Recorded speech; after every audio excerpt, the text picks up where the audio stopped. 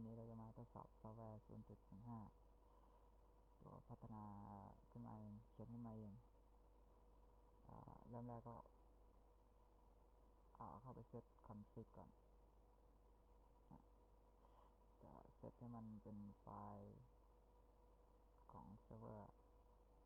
ไฟล์พวกเว็บไซต์ก็นี่ก็เซตอีกอย่างก็เป็นพอร์ต 443 เซต2 จุด 3 จุดกับจุดเนี้ยเซิร์ฟเวอร์เนม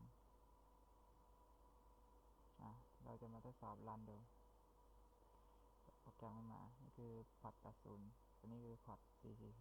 443 ก็เข้าไป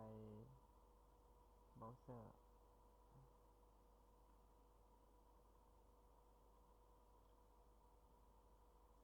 ตัวเนี้ยเป็นตัวติดตั้งเซอร์วิสของ Windows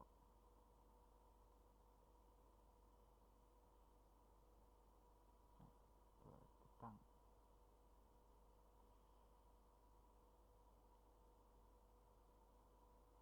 ตัวนี้เป็นตัวใบรับรองพอร์ต 80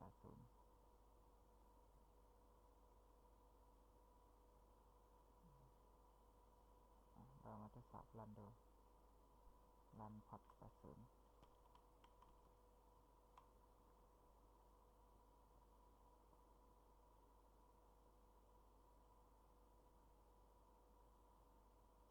อร์ต 443 เป็นพอร์ต 443 พอร์ต 443 ก็จะกดไอ้ตัวนี้เราก็จะบอกว่าใบรับรองหมดอายุเราคลิกเข้าตรงนี้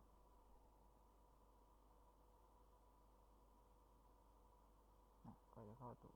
ไอ้ตัวที่เราเซตไฟล์เว็บไซต์ไว้เหมาะแก่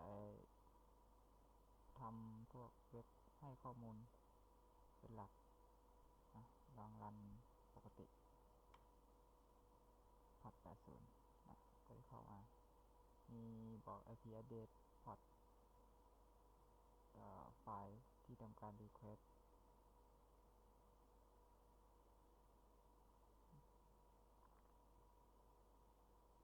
เป็นซอฟต์แวร์เล็ก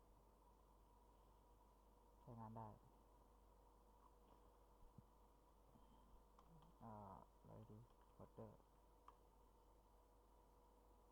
อร์ในเวอร์ชันนี้ก็เป็นแบบนี้รองรับไฟล์ภาพบางส่วน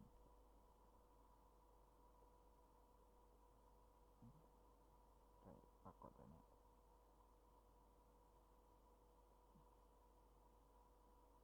ใช้งานได้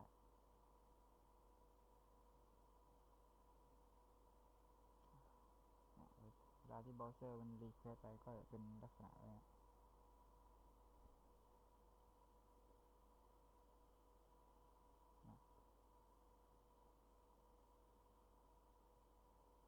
สำหรับคนเขียนเว็บก็ได้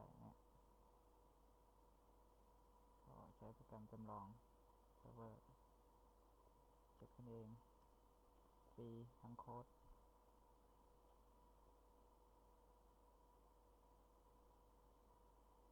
ถ้าเป็นพอร์ต 43 ก็เนี่ย